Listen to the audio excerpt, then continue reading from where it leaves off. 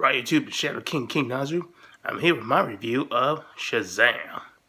Now, I saw Shazam Saturday with my dad, but I was busy with other things, so I couldn't get the review up as soon as I saw it. But that might be a good thing because it gave me a bit more time to reflect on what just happened. So, the story about Shazam is basically the wizard who is part of this powerful wizard council who guards over magical realms and supernatural other elements, is the last one of his council and wants to prevent the seven deadly sins from escaping upon his powers either growing too weak or him dying. So he requires a champion, and he tried to go through various people to see if they're worthy of inheriting his powers because he wants to find someone who's good and natured and pure to inherit his power because the last time he did it, it ended in disaster. And if you know about the Shazam comics or anything about Shazam stuff, it's obviously a reference towards Black Adam, who was one of Shazam's many iconic villains, which I really do like about that because it shows that DC has a plan with Shazam, and they're going to build off of that. That's really good to set up a foundation. But Black Adam is not the villain for this movie. It's one of his earlier villains, Dr. Savannah. And with a lot of elements, it's taking inspiration from New 52, which isn't all that surprising, considering a lot of the DC movies and the DC cinematic universe take inspiration from the New 52. So basically, instead of just a hardcore scientist that uses science to fight Shazam, or back then he was known as Captain Marvel. Yes, he was Captain Marvel back then. Even before Captain Marvel with Karen Danvers and Captain Marvel. It was just so confusing lawsuit thing, so they just said it was Shazam. But back to the point. Dr. Savannah, instead of being a hardcore scientist that uses science, he's a scientist that tries to study about magic, and all in the quest to find the wizard and gain magical powers. Because, as he was, when he was a little kid, he was chosen by the wizard to inherit the power, but he failed the trial to prove that he was worthy of it because he fell into the temptations of the seven deadly sins. And because he felt that it would actually give him some sense of worth, and that his family didn't fill him with because they didn't believe in magic and all that. And I felt that was really, really interesting. That kind of humanizes the villain. He doesn't make him one-dimensional. We can relate to him. As for Shazam, after Dr. Savannah gains the power of the seven deadly sins, the wizard eventually does choose the real Shazam, Billy Batson, to be the heir of his powers.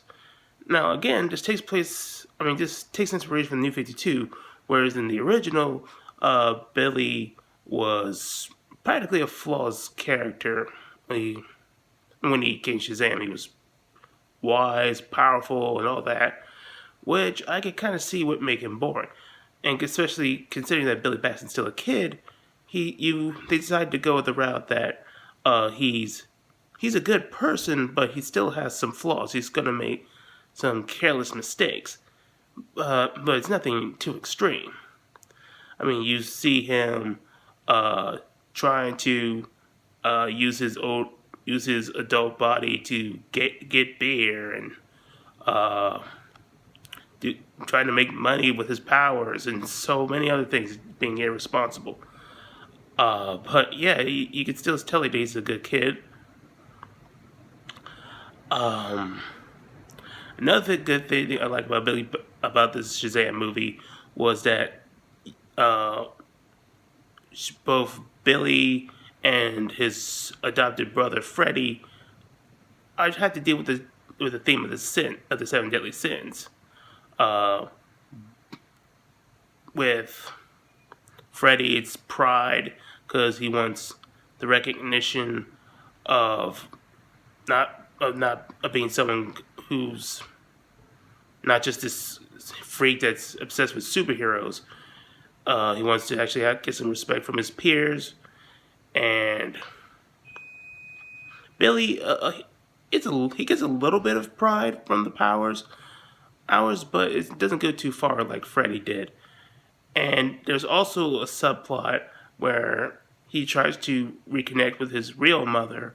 And I don't want to spoil that because it's a rather tragic event, and I want you to fully experience what happens in that. And another good thing I like about the Shazam movie is that it fully embraces the whole feel of Shazam. It realizes that this is supposed to be lighthearted and fun, and this came from an era where a lot of goofy things happen.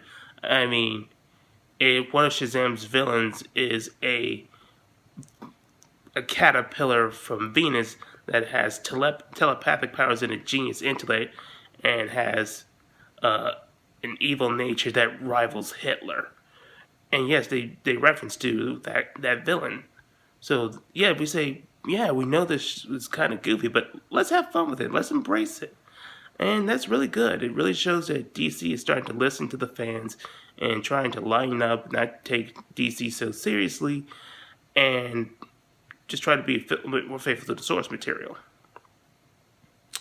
I also did like that they managed to incorporate the Marvel family, though considering the copyright issues, I'm not sure they're going to call them the Marvel family, which I wasn't expecting that to happen until maybe like the second or third movie they might do. But I was really impressed how they handled it. It does show that Billy Batson was beginning to accept his new family, which he was having troubles doing because he wanted to get back to his real family. It was really good. It was a really good bit of character development, and it really did show that while the other kids had their flaws, they still were good enough people to inherit that power. And I also like that they had the divided parts of Shazam's power. While Shazam had all of his powers, like Marvel Jr. had was able to fly. Or at least I think he was the one that could fly. The little black girl had super speed. The Asian kid gained his electric powers.